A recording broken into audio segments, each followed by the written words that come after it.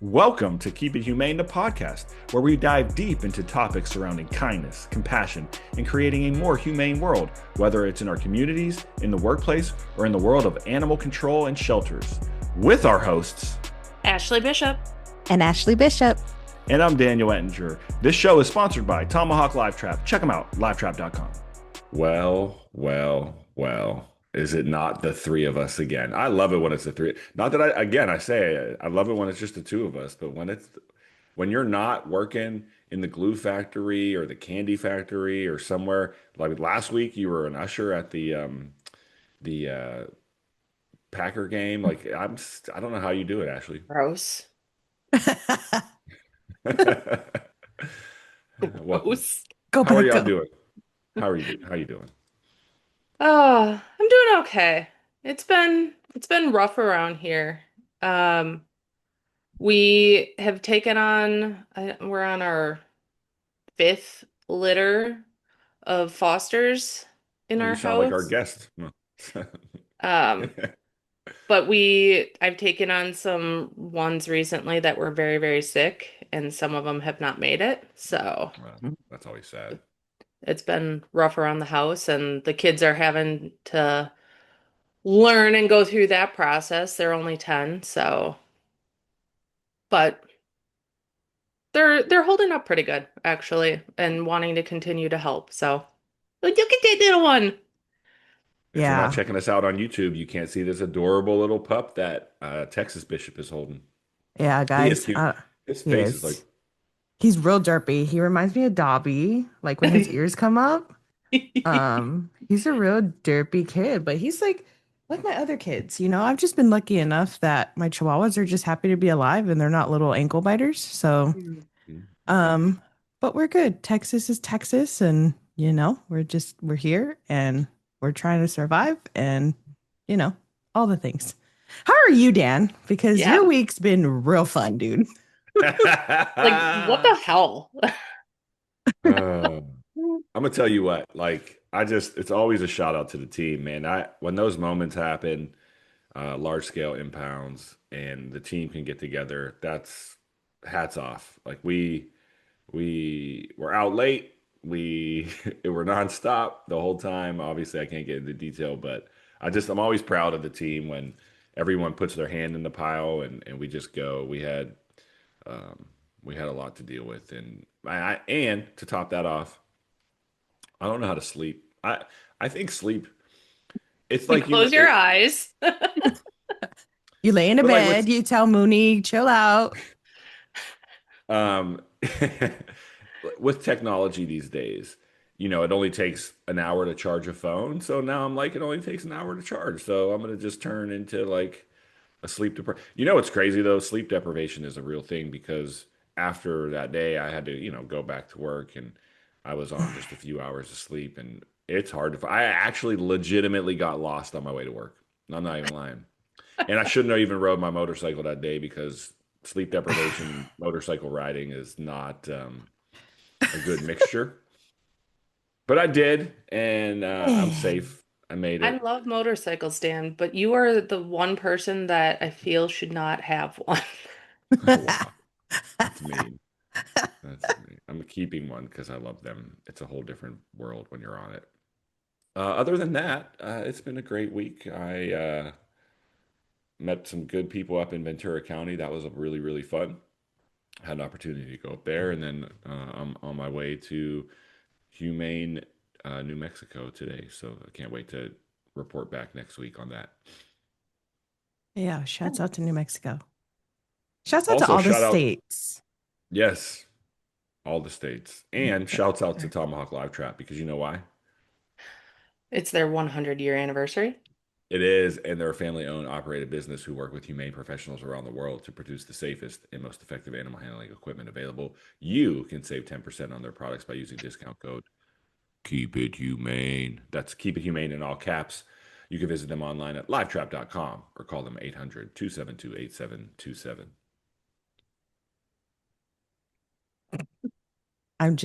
Y'all, I'm sorry. It's been a week. It's been a couple weeks. So It's I feel dead. I feel like it's been a rougher summer than it has been in a while. honestly. Just the world's on fire, honestly. But we're excited for our guest. We are, and it's a great opportunity to because maybe he can help us with some resources. Trevor Skaggs, the founder and executive director of Shelterly. Check him out, shelterly.org. Uh, Trevor, welcome to the show. Happy to have you. Yeah, thank Yeah. you guys for having me here. You're talking about there being a little bit of fires everywhere. It's kind of a little bit my domain. We've been a little bit more fortunate in California that there have been a lot of fires, but they've been a little further away than some of the ones earlier in the year down LA and whatnot. But what Shelterly kind of does, kind of what my mission is focused on, is that animal component of the disaster response. I'm actually a first responder on the human and the animal side in my local area. I live up in Butte County, California, up a little town called Chico. And we've experienced a couple of those fires a little too close to home. In fact, the Camp Mm. Fire back in 2018 is when I joined the animal disaster response space, kind of wrangled up some animals that I didn't necessarily know how to handle all that well, but it didn't matter because they still needed some help. And some help of shady quality is better than no help at all. So Hmm. we were able to help some animals out there. And I'm a software engineer by training, and so started to see some of the inefficiencies and some of the gaps in how we keep track of animals during disasters. And that's where Shelterly was born. So Shelterly is it's a software that helps you manage your animal disaster, but then also our nonprofit, which is how we're organized. Our board of directors are all animal disaster service workers, as well as a lot of IT folks that care passionately about that problem. And so part of our package is if you're in our network, you get access to our brain power during those bigger disasters as well. Awesome. How going back in the day, Yeah. um How far back are we how talking? 1940s or Hurricane Katrina Mm. yeah, and yeah, I heard. the mess that was for animals and well and people obviously, but like how did that impact what you do?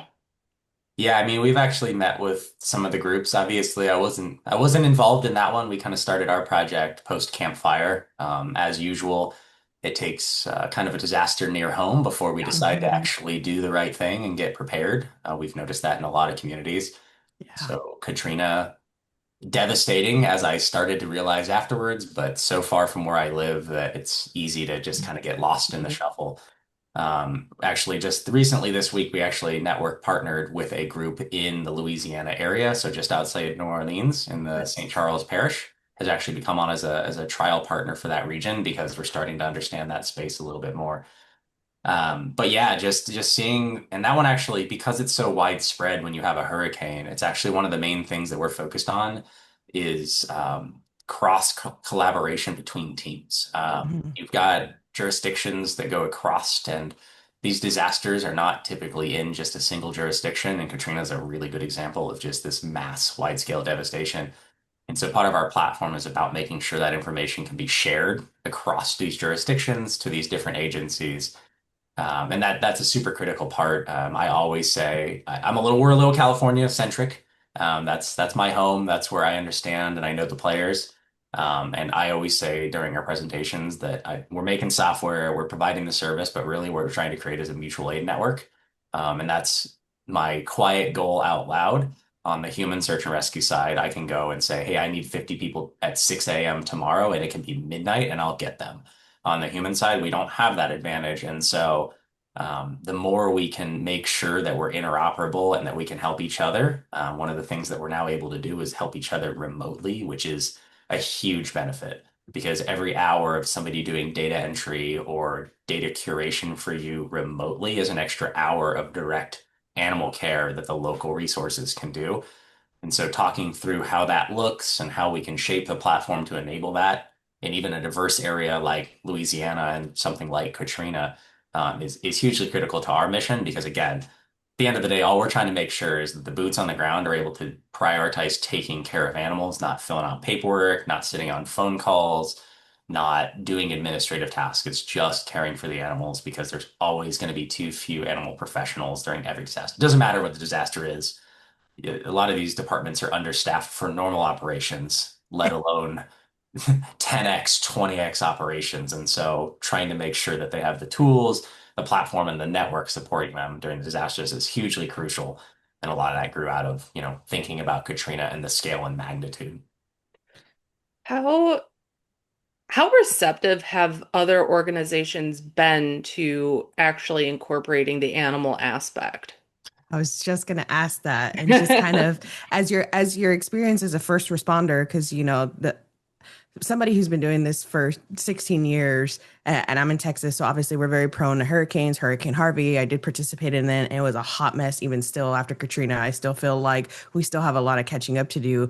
And I feel like there's still a missing link between the human first responders and those who are trying to help the animals in these disasters. How have you seen things changed as you've evolved in the animal world?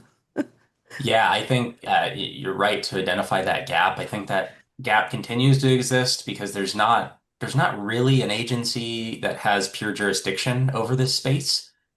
We have the Pets Act, which was a result of Hurricane Katrina.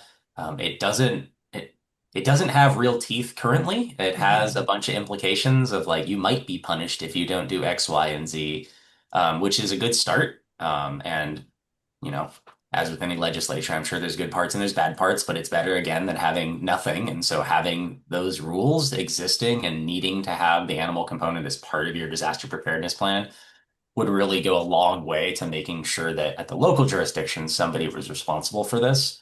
That being said, just like we've seen over the course of these, if you haven't had one before, it's always a surprise to those organizations. And it takes them a little while to figure out that, like, oh, this is actually a bigger issue than we initially thought. And so we've noticed in the last couple of years that let's go external influences, a lot of social media pushes have really accelerated the rate at which the local jurisdictions are willing to realize the scope and scale of the problem, which has been helpful. We actually helped out at the Lahaina fire, and that one had almost kind of the other end of, I don't want to say the problem, but the other end of the spectrum, in that there was huge federal engagement because of the way that Hawaii is organized. And that federal engagement almost pushed it past the level where they were going to be able to care about that component at the local level. And so it took a lot of effort, and it really honestly took a lot of data gathering. And we were Mm, providing that on a twice a day basis to the EOC, which is the Emergency Operating Center, mm, which they were not expecting to receive that information. They didn't realize that there was organizations or tools to calculate that. And so they thought we were kind of giving them hand wavy numbers. And so then I sent them a 1,500-page PDF of every animal that was missing, which really started to make it feel real and tangible as they got an email twice a day with every animal that was now reported missing in the disaster. And so doesn't really solve the before problem, but that information gap, which we're trying to fill by being shelterly, really, really helps to provide that level of detail that's a convincing argument, or at least it seems to be. And so, at the end of the day, I think LA is another one that we were involved in. We were both involved. We were involved in the Palisades as well as the Eaton fire. And I think I have good hope coming out of that. I mean, that was a devastating situation. And being so domestic in California, which is a very pet-friendly state, there was a lot of domestic animals involved. And I think that that has stoked a bit of a fire and will hope, at least hopefully in the state of California, help all the communities to realize, hopefully beforehand, and realize they need to start thinking about this. One of the things we're doing at Shelterly is by the end of the year, we're releasing this tool to kind of pre-register your animals inside of Shelterly. So the organizations using us will have a community engagement tool where they can go out to the communities and gather the information ahead of time. Turns out that becomes a really effective planning tool when you're looking at the scope and scale of your problem before the disaster. So we've solved the during the disaster information gathering part, which gives you the evidence, and now we're trying to kind of back our way into how do we make sure the communities are prepared before the disaster to minimize those impacts. And hopefully, again, by providing the data, what I've really noticed is that people that do disaster management and disaster planning, they don't want to not do the animal thing. It's just not. It's down here. It's not way up here. And so by providing that higher level of detail, similar to during the disaster, we're hoping to encourage them to go, oh, that light's going to click on and be like, oh, wow, this is going to be a big a big issue when it happens. So let's start thinking about it before and creating that engagement and making sure that the resources will be there. So is it essentially almost a census on pets in the aspects of the That ultimately, obviously, if I could have everyone fill out the shelter leave form, we would have a really yeah, good census. So I don't think we're going to have like a the census isn't mandated, but they put a lot of time and energy across America to gather that. That's kind of the intention. It's going to be jurisdiction by jurisdiction, how much they want to implement it, correct. and how it's going to be used for them. But yeah, that's kind of the idea is let's start to figure out our tool is also very geographic. I'm a geospatial software engineer. That's my background. Yes. So Uh, would there be a heat map, no exactly. pun intended, in the Yes. moment of okay, pets are here, here, here, here, and here. Yeah, so that's already how our product works during the disaster is Okay. everything turns into a pin on a map. And so you're no longer looking at a big stack of papers or even just a website with a big list of animals. You're looking at a map and you have a bunch of metadata about the types of calls, how many animals, what's the urgency, is there an injured animal there? Is there special handling required? Do I need to get a bird specialist to make sure that this call is taken care of? That's what our platform is prioritized on. Um, Okay. our platform is probably the most specialized tool you will ever see because we're a nonprofit. This is the mission that I've decided, and my friend, who's the lead developer, Alex Mountain, have decided is a critical thing that needs to exist in the world. And so we're just building it, and it's very narrow in that it's just for animal disaster response. And the way we view it as a nonprofit is actually the tool is owned by the community itself doing that work. And so we have like a steering committee that is people doing this work in the field and they're driving the new feature development. I'm not sitting in my room just ideating and trying to build, the next billion-dollar tech company. Turns out probably not likely in this industry. So we're instead really interested in solving a critical problem and making sure that the tool exists. So the really at the end of the day, just prioritize the animal care. I saw. I have really strong faith that the people taking care of the animals are going to take care of the animals. We just have to know where they are. And that's really where the gap ends up being. I gotta tell you, Trevor, while you're talking and you're saying all these things, it's been a while since I've had a guest that, just gives me goosebumps, because again, I went through Harvey and it was just, that's the first time I've ever been part of a big disaster like that. I was about an hour away from everything, but I wasn't doing anything at the time. And I got up and I was like, bro, I gotta help. Like, I'm not doing anything. I'm at home. I ended up being out there for about 2 weeks total, and I was driving out there every day from where I'm at. And, you know, it's so good to see somebody outside of our scope in animal welfare who sees the problem and is tackling it full force and seeing what we need, and also bringing in that first responder perspective as well, because a lot of times a lot of us in animal welfare just see everything like, okay, we're only just worried about XYZ, and it makes things a little bit more difficult. So to bring your scope in from that first responder portion, I think really helps.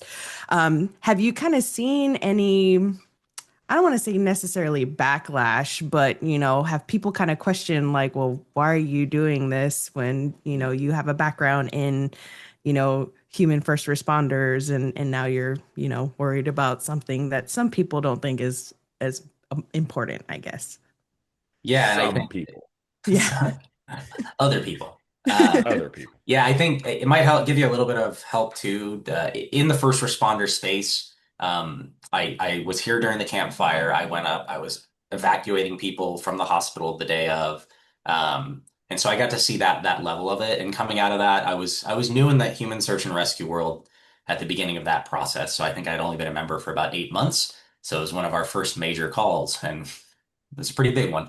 And we spent, a couple more days trying to help people get food and water up on the hill. And that's where I started to see all these animals. And that's kind of what made me join the animal world. 2 years later, we had another very devastating fire that burned down another community, called the Bear Fire or the North Complex West. And during the campfire, because I'm a map guy and I'm a geospatial engineer, they put me in charge of the forensic effort. And so I was keeping track of the human forensic Mm, component, mhm. which kind of has, some low points in it, is a kind of a way to Sure. put it. But it was an important task. We needed to Yeah. make sure that during a disaster, we weren't losing track of where we thought there might be missing people or where we had found some of the missing people. So 2 years later, the Bear Fire happened, and I realized that like we needed to make sure that that was done as effectively as possible. So I had learned a lot during the campfire, and so I ended up being the search manager for the recovery and repopulation effort.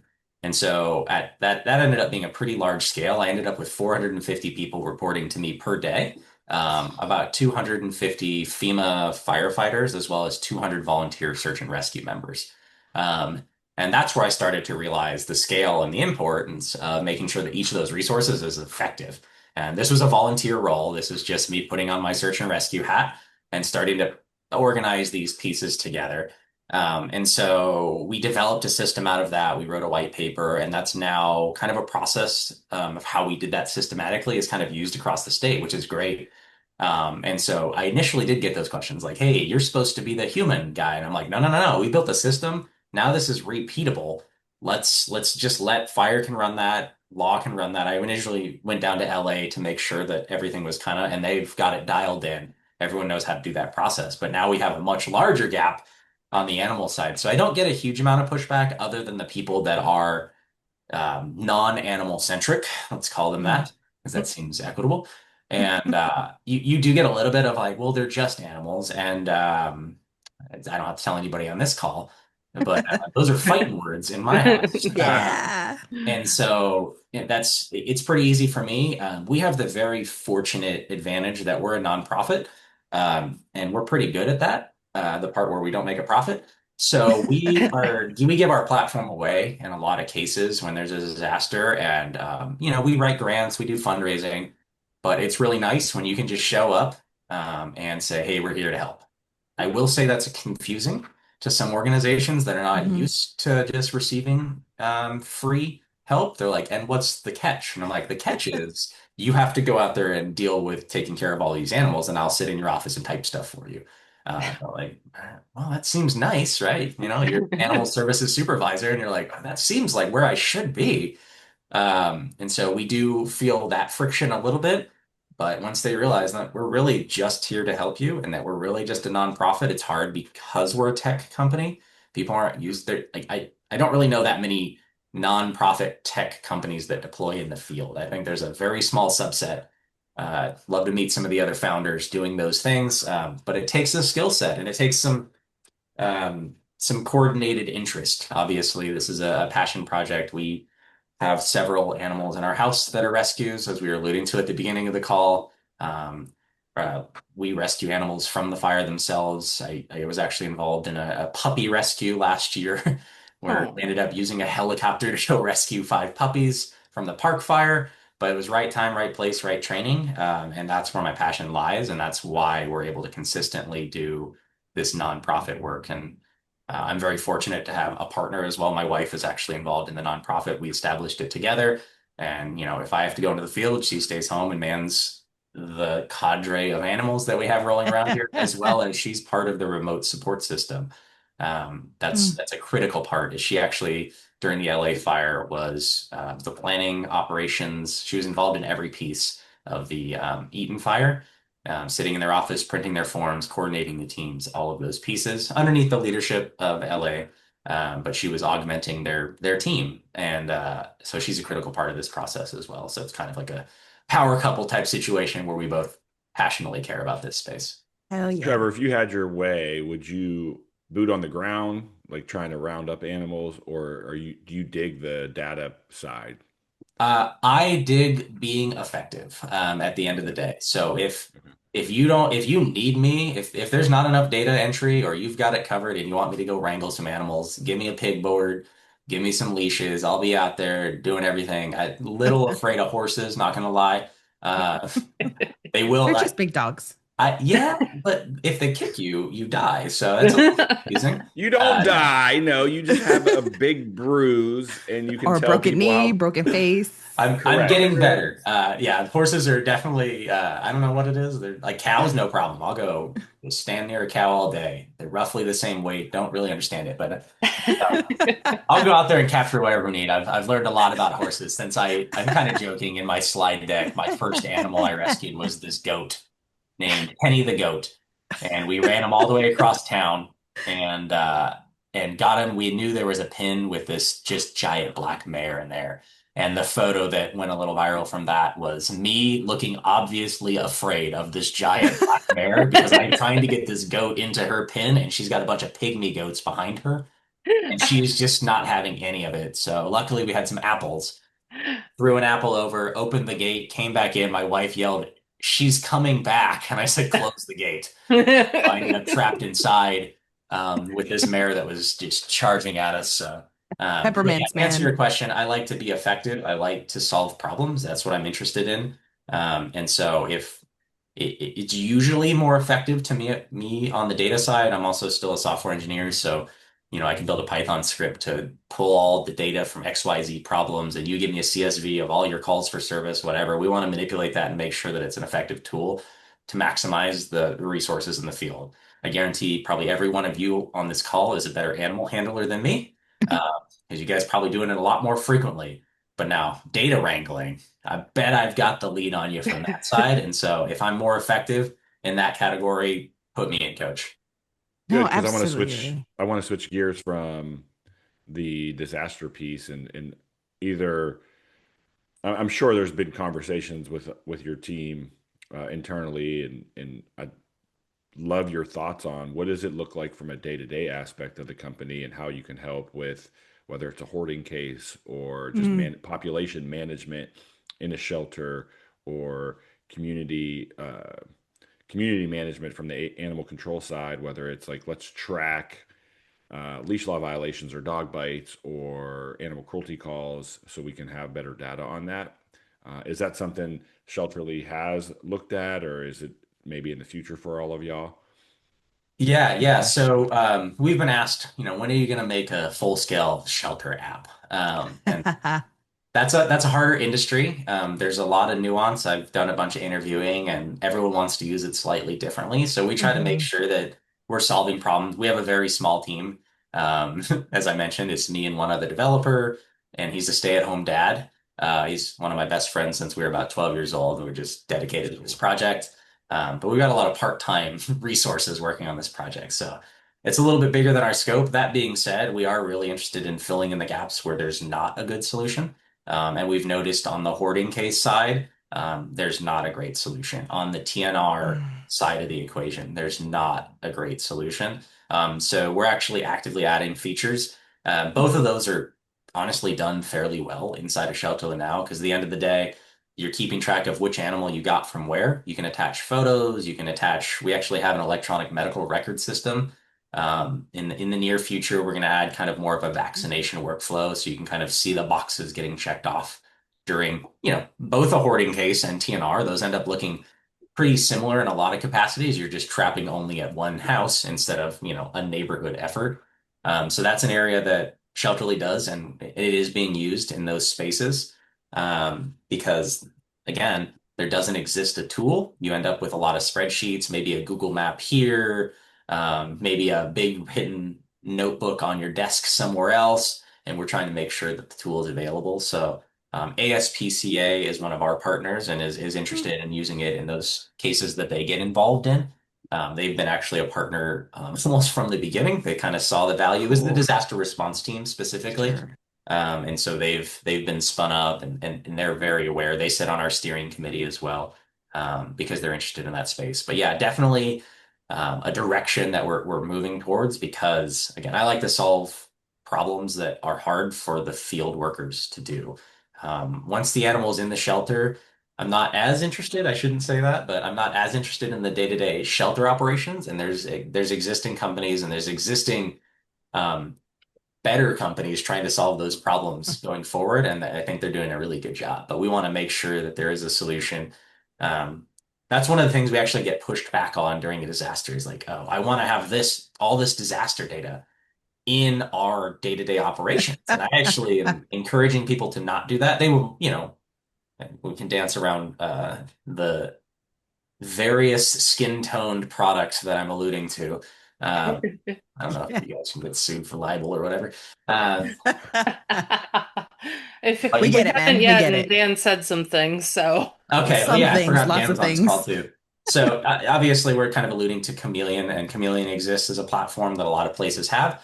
And people have asked me, "Hey, we want to have dual entry in Shelterly and then Chameleon." And I actually encourage groups to not do that during a disaster explicitly because you're not taking legal ownership. You're not impounding those animals during a disaster, and so you end up kind Mm, of skewing your data. And now, for the mm, rest of the next 10 years or seven, whatever your data retention policy is, you now have to filter out this disaster from all of your county level reporting. mm. And it actually creates quite a bit of a problem. And Chameleon offers a couple easy, you can tag the animals as disasters, but every time you run a report, you now have to exclude those animals. And that's adding a long-term administrative tail for no specific reason. And so we're Mm. encouraging people to basically, during a disaster, don't enter it into Chameleon. If you impound the animal because it's stray or it has a medical emergency that you need to legally have ownership to perform, enter those ones. But if you've got 1,000 animals that are in your disaster or in your TNR, you're not actually ever going to take legal ownership of those. You're going to return them back to the community. Like only enter the ones that you're going to keep and minimize that impact. Because, out of the 1,000 animals, you might end up keeping 50 or 100, and that's significantly lower number of records and actually reflects your impound rate as Yeah, it opposed to this does. inflated value that's just going to exist in your data forever. So, Interesting. what I'm hearing is that not just people in California for the wildfires and earthquakes, or the people down south for the hurricanes and things like that. Everybody across the United States can somehow benefit from Shelterly. Yeah, and especially if you're an organization that's too small to be able to afford a larger software platform, which is pretty common. The licensing is pretty expensive. Yeah, it Like reach is. out to us. We have a interest form on our website. We got a a soft spot in our hearts too. We support a variety of rural zoos. That's actually another use case that we haven't talked about is we've got these rural zoos with exotic animals Hmm. and they need to have a disaster plan, but they're not like they're going to be on their own. They're going to be told, hey, you need to figure out how to evacuate your bear and your mountain lion, all these things. I personally help them through UC Davis. I'm partnered with them. We build disaster plans. But part of that is I was like, hey, you need this platform. So they've taken a picture of every animal because they don't have a software management system. Yeah. They've taken a picture of every animal. They've put evacuation instructions inside of each animal's description, as well as ongoing medical food needs. And those are printable PDFs, or you can email them, or you can just send them a link to directly to the animal. So during a disaster, hey, this animal is going to the Oakland Zoo, and you just send them a link. Here's the 3 links to the animals that you're going to receive with all their information. And so it's really useful from that aspect as well. We thought of it the other day. It's like, oh, you're using Shelterly backwards. Because like normally you like receive a call to go get an animal, you get the animal, you bring it in. This is like, hey, you already have the animal. You need to make a call so that it goes out of your facility. And there's no problem in it working that way. And so these smaller organizations that don't have that capacity that need a good way to keep track of where animals are and details about the animals. The tool works very, very well for those scenarios. That's amazing because, like, again, a lot of us are very, we deal with a lot of domestics. A couple of years ago, unfortunately, we had to go to a call where we ended up removing like 230 plus feeder mice and rats, Wonderful. 27 venomous snakes, like 28 ball pythons, a leopard gecko, and a sugar glider. And we're like, well, hell, how are we going to move all of this stuff from this house? And then it was also a CPS case, and there Yep. were children involved in all that stuff. So it was a very good learning experience for our department because we generally don't deal with the exotics like that. But Yep. Shelterly would have come in very handy on site while we were there. Yeah, and it works on a tablet as well, which is really nice. You do need the internet, so it's not Yeah. an offline app or anything like that. For the field component, we have a partnership with another app that is an offline field tool called CalTopo. But yeah, for if you're operating on a tablet's got a camera on the backside. All you do is you Hmm. tap one button, you take a picture on the tablet, and just keep going with your day. So we use that on the sheltering side during a disaster as well as, hey, I'm doing animal intake. This animal's right in front of me. Ka-chunk, take a picture, type the details from the owner, and go on with your merry way. And it makes really easy to reunify the animals at the end of the day. We also offer you put a pin where you found the animal. So if you find Hmm. strays, the pin ends up, and you can actually do geographic searches. So you can imagine somebody coming in and saying, So cool. I lost a black dog in this neighborhood. You drop a pin, you say, I want to see all the black dogs that we have that are unowned in our system in a 5 mile radius of this pin, and it'll pull up all those animals. And so it becomes a very effective reunification tool, again, during disasters, but at the end of the day, the same tools and that same methodology can be applied to other problems for sure. So cool. In the identification piece, is there a place for microchips in your system? Yep, absolutely. Microchips, and we're also going to be adding licenses in the near Okay. future. There's some groups that have reached out to us and they're interested in making sure that that license information is entered in there and then automatically kind of query against those license databases. A lot of the license companies are becoming more tech companies, Hmm. and so they've Okay. reached out to us because we can connect our pipes. Another great group that we're going to be partnering with here, in fact, I was working on it this morning before the call, is Petco Love Lost. I'm not sure if you guys are familiar Cool. with that Oh yeah. platform. Neat. So they've actually recently given us a grant to integrate from Shelterly into them. So Cool. during a disaster, if an animal is in your system and you decide, hey, this isn't owned, we've taken all the pictures, we would like to make this publicly published, you'll be able to go through a workflow that pushes that animal into Petco Love Lost. It'll also at the same time do a check of like, hey, did somebody report this animal missing in Petco Mhm. Love Lost? So it's a two-way street. And then as an operator of Shelterly, you'd be able to see those results and say, oh, here's the potential matches. I would like this one. Or at a very minimum, make sure that that animal is on their website. So if somebody is looking for the missing animal, they go through and on Petco Love Lost, there'll be a little Shelterly link that you click that says, "Hey, I think this might be my animal," and it creates a an interest form or a claim form on the Shelterly side. To kind of go along with Dan's question about the microchips, have you guys considered ever reaching out to it? And I realize that this would be a large endeavor, maybe, but you've got the tech side of it, so maybe not too hard for you. Reaching out to all the different types of microchip companies and saying, like, hey, give me all the microchip numbers you have in this area and let us upload it to our system so that for this disaster. Yeah, I was just thinking on that. I think it was last weekend. My wife and I were on a walk with one of our fosters, and I was just like, man, this mathematically in my brain, because I'm a systems guy, does not seem that hard. But because it doesn't exist, I'm sure there's something that's going to get in the way. It's something that I've got on I've got this elusive document called the roadmap, which are great ideas that I don't have time for yet. But it sounds cooler if you call it a roadmap. It sounds like Hell yeah. a plan going out there. But it's definitely on the roadmap. It's something we're interested in. I want to make sure that we're solving the solvable problems first, but I Sure. think that is an important one. And I need to spend probably a day digging into it and figuring out where that roadblock is and make sure that it's uh, not something unachievable. It probably isn't. It's probably just not valuable. There's probably just not a market value. I keep running into a lot of those issues in this space where someone's Yeah. like, "Oh, there's no money in that," and I pretty much like, "Okay, well, I'm just going to build it then as part of our platform." Because again, we're a nonprofit and we're pretty good at that part. So. As a nonprofit in the space that you're in, just briefly touch on the board of directors piece and how does that work from the aspects of, I guess, like your overall operations, because we know with nonprofits, they tend to be a little more focused on the humane or the animal side and not the maybe overall general operations. I'm speaking that generally. So just talk about your board really quick and how you get the support you need to make the Yeah. decisions that are going to affect in the best way. Yeah, I think I come from the CART world, which is the Community Animal Response Team world, where the board of directors are pretty much the people doing all the work during the disaster. Sure. And so we ended up with a similar structure, and we went out and recruited 4 board of director members that are go-getters. This is not an executive board of people that come in and advise. It's people that are willing to do the work and have the experience. So we actively recruit board members from kind of that domain. Specifically for us, my wife is the president, so full disclosure, it's on the website and everything.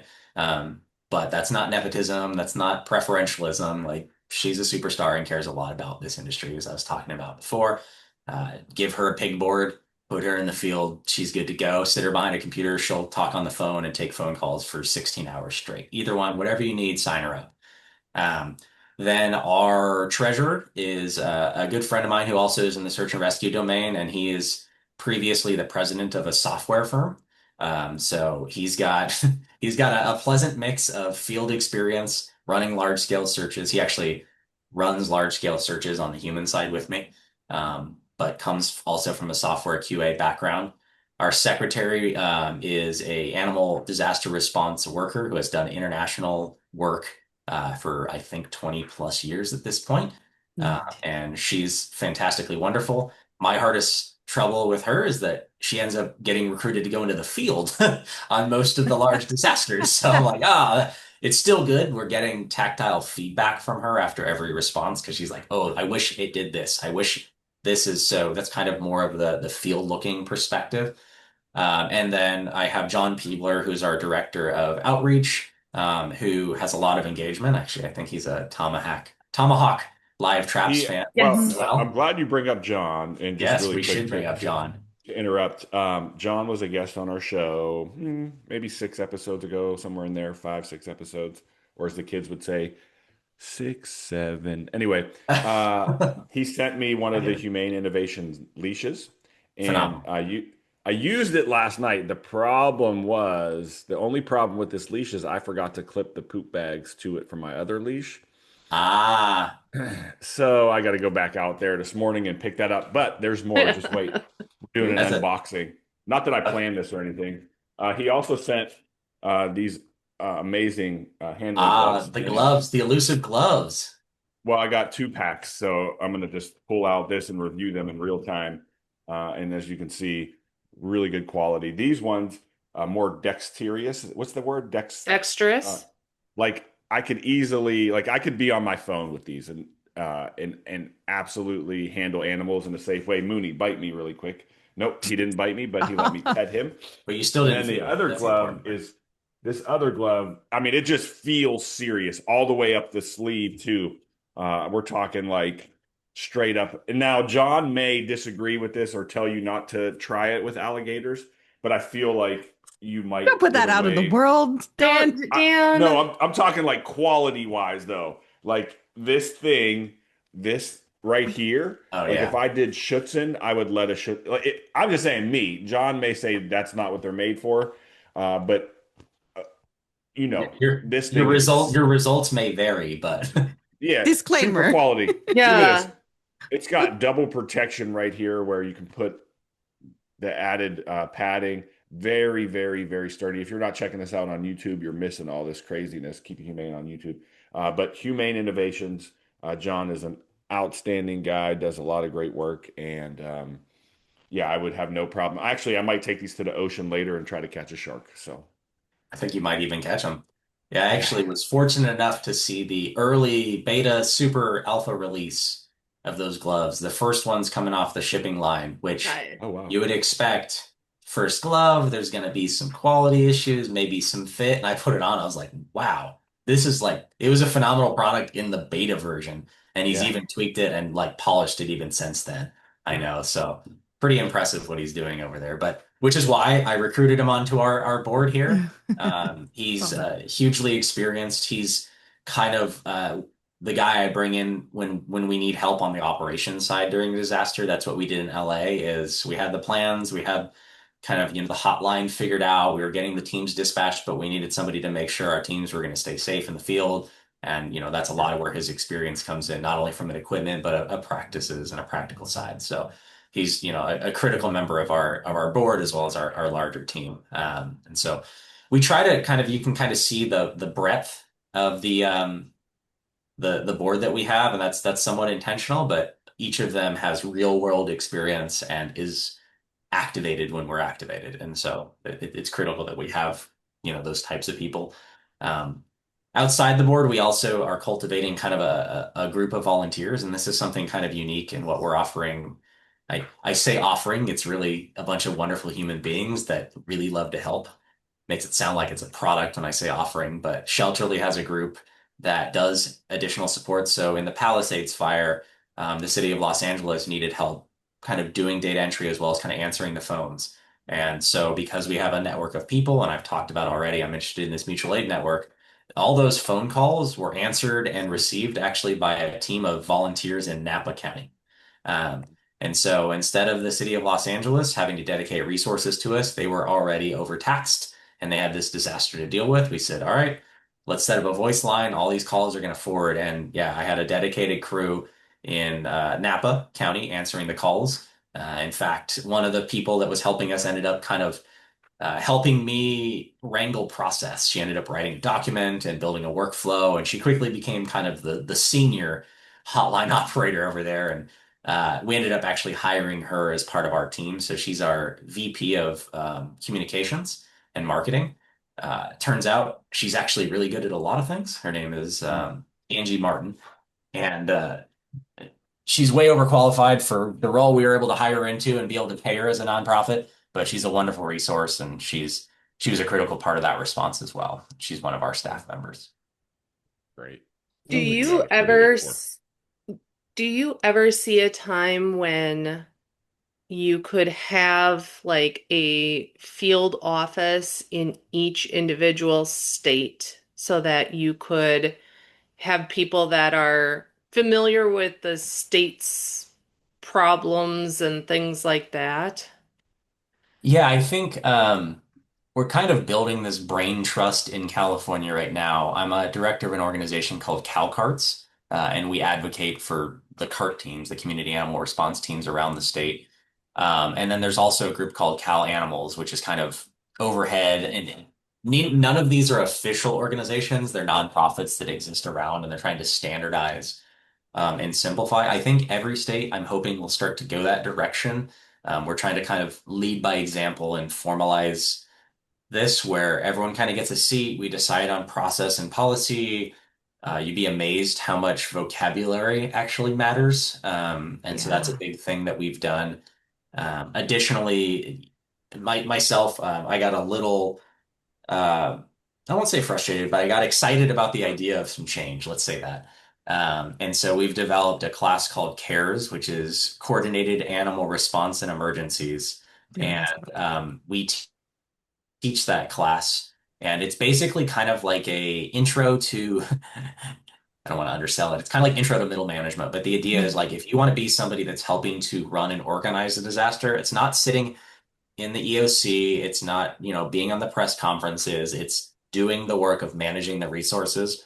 That's the class we're building and offering in the state of California to make sure that we have a common language and a common process and standardizing that. And that comes from my background. I also teach a similar class on the human side for the Office of Emergency Services. So I'm a contractor instructor for Cal OES, and we teach the human side of this as well. I teach that a couple times a year, and I was like, man, we need this on the animal side. And about the sixth time, I say something like, man, I really wish we had this thing, and my wife hears it. She makes me do the thing that I'm complaining about. So we built the class together. She gets tired of it pretty quick. And so we built this class. We just finished offering the second version of it. And we'll be offering another one coming up in the spring down in Fresno, coordinated with the CalCart Summit. But all of those combined are kind of what I'm hoping you're describing ultimately. Having one field office that's responsible for all of it, I think is politically pretty far away. Hmm. But culturally, if you're able to do it more organically, like kind of bottoms up instead of top down, seems to be working really well. I will say that if you're going from top down, it's a little easier to end up with the people who are kind of these middle managers. Bottoms up's a lot harder. People don't want to grow. People don't want to step into those roles because they feel like they're going away from care. But I think the way we're framing it is like, no, no, no, you're stepping into making sure that everyone's more efficient. Again, it takes a certain mindset to be excited by the talk of efficiency. I obviously have that type of brain. But we're recruiting actively more of those people, and we're ending up with like a lot of software engineers, and we're like a lot more of the engineering mindset where they could go out, but they're like, I'd rather help make sure that, the Dans of the world are out there being effective in the field. And so growing that culture in the state of California from the bottom up has been something that we're really interested in. And then ultimately, hopefully, we end up with a similar system, in Washington and Oregon and Nevada and Texas and Louisiana. Um, I'm not sure. California has an advantage that Cal OES is structured on the human side, and Cal Fire is structured in a human side. That everything is very consistent across the state. So like the animal component's kind of the odd duck out right now. And so we're like, oh no, we're just kind of aligning to what you're doing already. So it's a little easier because we're kind of fitting into a mold that already exists. And so other states might have different challenges, but I think that that model, it's definitely getting us some traction so far. S- Oh. but- but- But- but- but- but- but- but- I was I gonna thought it was her ask. connection. It's not. No. I was gonna ask, how frustrating is it for you, as a first responder coming into the animal world, seeing that it almost feels like we don't have our shit together because everybody's doing everything absolutely different. There's nobody who is really over us. We all operate differently. We don't operate under the same scope. How frustrating is that for you? Initially, it was very frustrating. I remember the day I realized at the Maui fire that this nonprofit had the enforcement contract for the county, and I was like, that doesn't make any sense. Animal control has to work under the police, and they were like, nope. And I was like, wait, then why do they get like badges? Right? Obviously, I don't have enough knowledge to know that I'm an idiot for asking these questions. No, it's not an idiot. It's just people don't know. Yeah, and You so want to know now I the realize, it you want to exists know the under great police. Oh, go ahead, Dan. we exist, and it's been conversations on the show in the community. We can exist under the police. We can Yep, exist Mhm. under a nonprofit. We can exist under a municipality. We could be yep, a private animal control agency yep. that just goes out and catches dogs. That's contracted in from a city. You can be under code enforcement, facilities, Mhm. Public works, public water works. department, Thank There you. was Public solid prob health, waste, public public Public health, health, health, public environmental health. health in some and counties. I found environmental health exciting change. we had Dan, what were we up to? 32 different 32. names Yeah, it was like that 32 different animal names. control goes by. And so to fully answer your question, I saw that list and I'm like, wow, that's a wide list. And at the time I was only three deep and I was like, that's too many. We got to squish this down, right? Your immediate response, like, I'll fix this, get this hero complex. Then I got to like five on the list and I was like, uh-oh, not trending well. And so that's part of something that I realized is it's just a fact of life. Like I don't think you're going to solve that problem. We're not going to all of a sudden like, on high, here's the new golden tablet that says all animal control will directly report to XYZ organization. And so I'm a guy who understands rules and understands when rules matter, is a way to say it.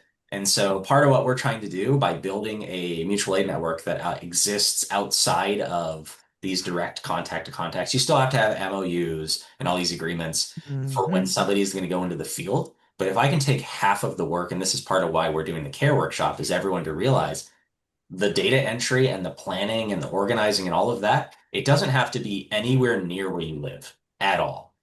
For the LA Mhm. fire, I was doing all the planning, hotline, and debriefing 100% remotely. I was a 10-hour drive away from Los Angeles by the end of the organization. In fact, at one point, I was sitting in a hotel room on a work trip, taking phone calls and doing data entry, and it didn't matter. And so Mhm. instead of having to worry about solving, which hopefully is not an intractable problem, but currently seems intractable, about how are we going to make sure if we're able to just provide these augmented resources with people that, luckily a lot of ours are volunteers, so there's no cost associated to it. Uh, Again, you're maximizing the animal care that can be done locally. And at the end of the day, I, I don't really care about solving the how the ACOs are organized because I don't think I'm empowered to do that, but I can empower them from the bottom up to make sure that no matter how they're organized, they're still going to be as effective as possible. And it's really nice because then you can go next door and you've got a great relationship with the director of animal services there, and you might be able to quickly get an MOU in place and get some extra people to help.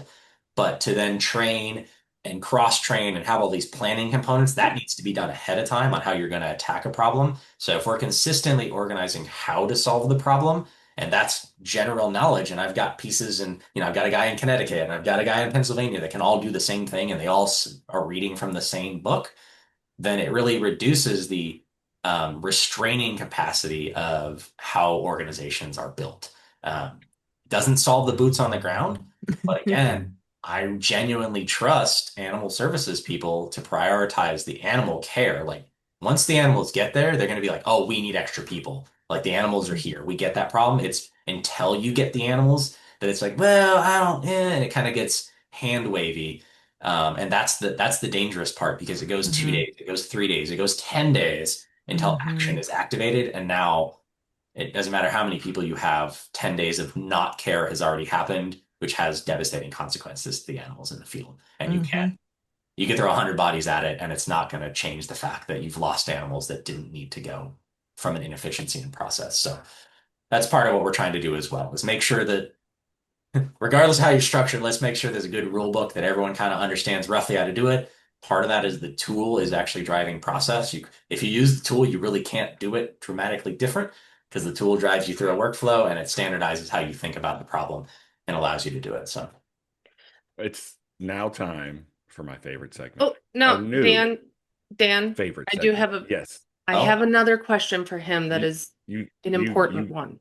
absolutely, but I just have to tease my favorite segment a Oh, little bit longer because it is I just we are here in 2025 and we have to embrace technology. All right, go ahead.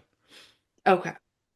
Uh, my question is the care workshops. Can you Mm. talk a little bit about those workshops and how are you guys able to go anywhere in the United States to do these workshops? Is there a cost associated? Like, how can people get the information that you've got? yeah, I think right now, we're offering the care workshops kind of to the part members in the state of California and trying to develop it inside the state of California. If there is interest outside of California, please reach out. Info@shelterly.org is a great way with any questions from this show as well. That'll make sure they all get filtered and somebody gets you a good response out of it. The workshop itself is really focused on number one, kind of defining some terms, which sounds a little kind of boring, but at the end of the day, it really matters. Yep. And then we walk you through how you should think about your objectives for an incident. Like, what is our objective? So we give you a scenario. So basically, the first quarter of the day is like, let's table set. Here's the language. How do you guys operate? What is everyone's experience? Let's talk about it so we get to know each other because part of it is also a networking opportunity. Because at the end of the day, next disaster that happens, this guy lives in the county next to, you're going to be hopefully helping each other by the end of this. And if not, you'll at least know you don't want. No, I'm just kidding. Let's hope we're helping each other. And then we go right into a scenario. So it's actually a tabletop exercise. The platform itself, Shelterly, allows me to build fully interactive tabletop exercises, weirdly enough. And so I'm able to give you your own silo as a team. We put you into teams and you sit and you solve the problem that the way you would like to solve it as a group. So I don't dictate the solution. I just dictate the rules of engagement.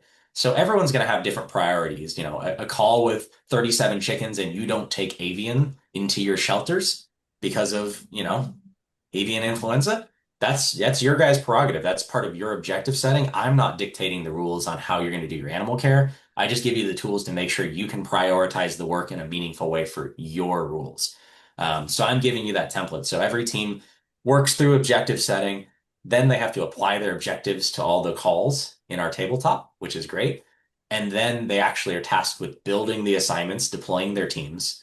And then we actually run a simulation at the end of the exercise where you actually receive Ooh. ongoing information that you have to react to as a team. So you end up sitting in your roles and there's an operations section and there's a planning section and we put you into WhatsApp groups and we actually feed you information that you have to respond to as a team. And so you actually Cool. get to feel the ebb and flow, make real-time decisions, prioritize, and it makes you start to think about how your objectives apply to new information coming in. And that's where we see a big gap is Mhm. animal control is a very reactive industry, Yep. just like policing, right? You're not like Mhm. planning for tomorrow's police work. That's not how that works, right? You're like, well, I wonder what crimes are going to happen tomorrow. Um, and so we have to kind of break that mindset. And that's what our class is aimed at doing is starting to think about how do we structure our thinking to make sure that we know what we're going to do now, what we're going to do tomorrow, and what do we need for that third day is that kind of that trailing question. And so our class is set up to do that. The version we have right now is a 1 day version. It's an 8 hour class, 7 hours plus a field exercise that's optional, where I take you out and show you some field tools that you can use. We're ultimately going to make it into a 2 day class to add a shelter component as well. That's the piece that's definitely Mm-hmm. not prioritized right now, but Mm-hmm. mainly just the funding.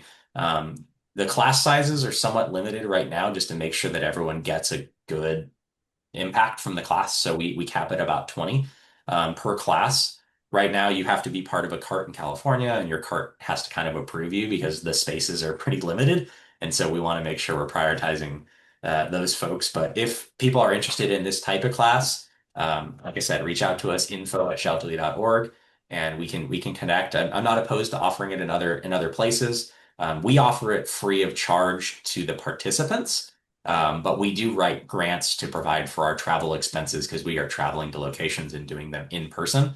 And so typically we get a grant to come to a location and then offer the class. So if people are interested in paying those costs themselves, they could definitely get a hosted version. But right now we go zero cost participants because we're more interested in making sure that the right people are in the room and not the people that are able to, afford a $300 class or whatever would end up being.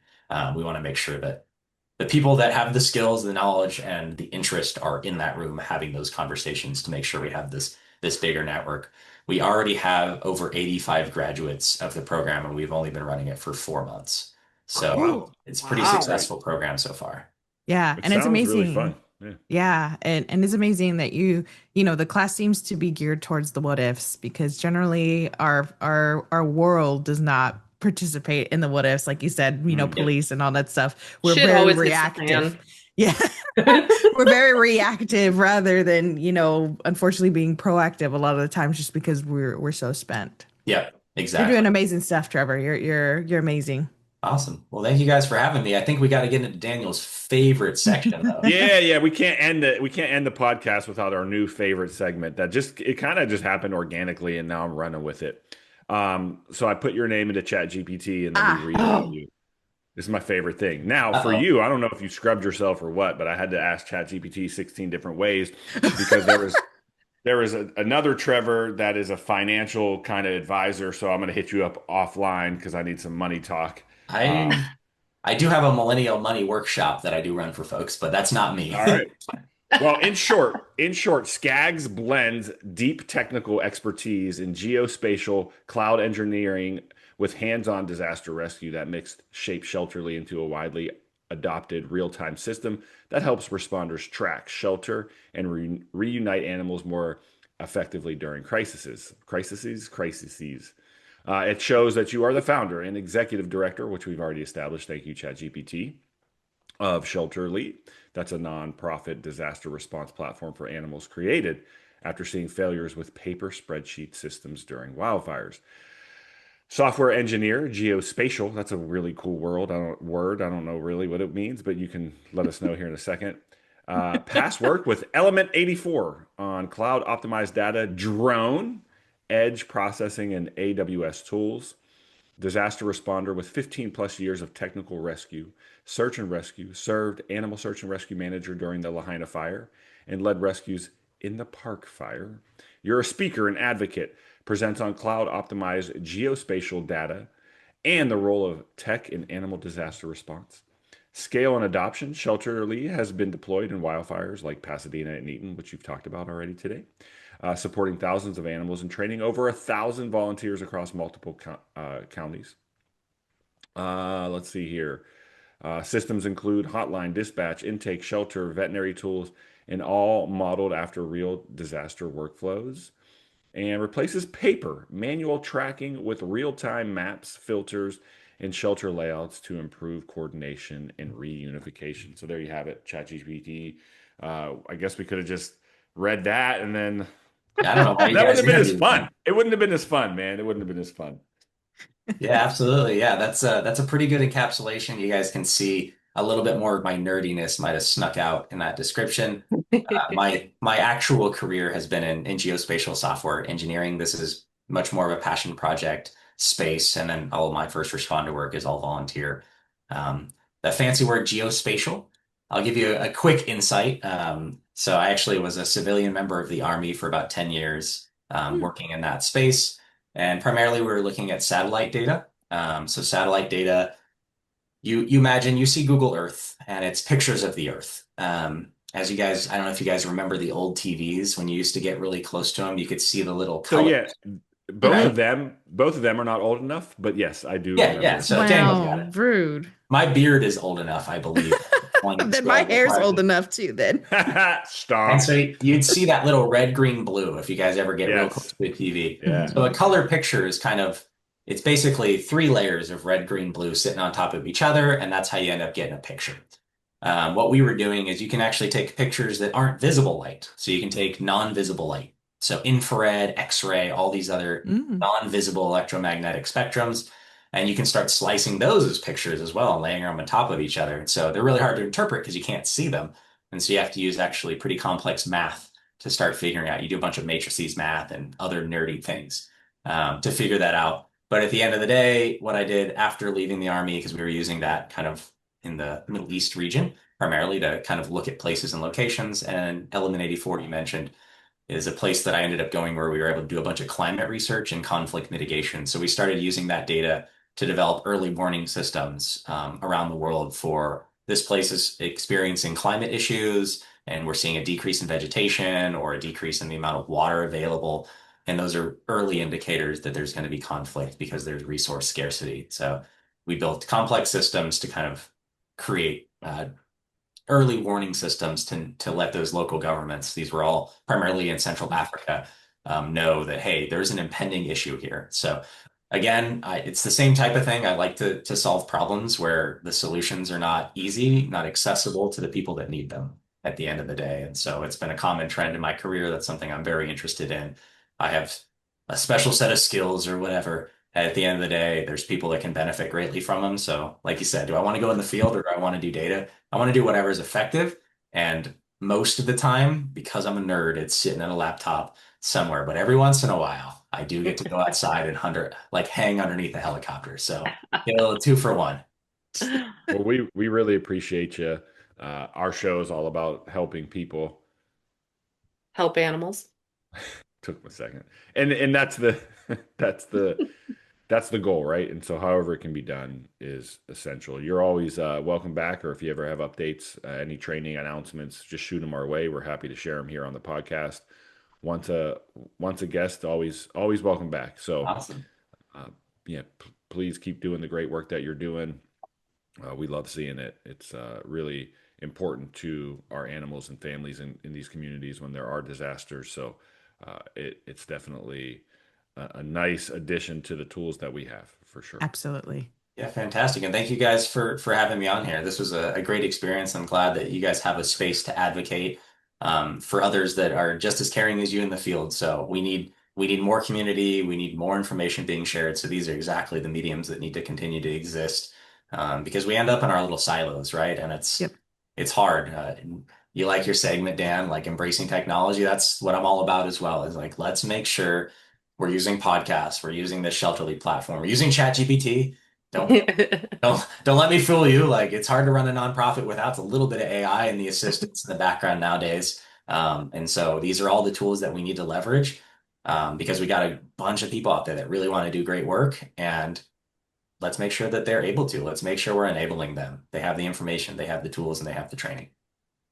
Well, check out the website, people. It's Shelter LY because I know I don't spell well, so I'd be like, how the hell do I spell Shelterly? Shelter LY, shelterly.org. Check it out. Great website, great tools, great resources. Trevor, we really appreciate you coming on today. And Help people. Animals. kitty, you may. Keep it in mind.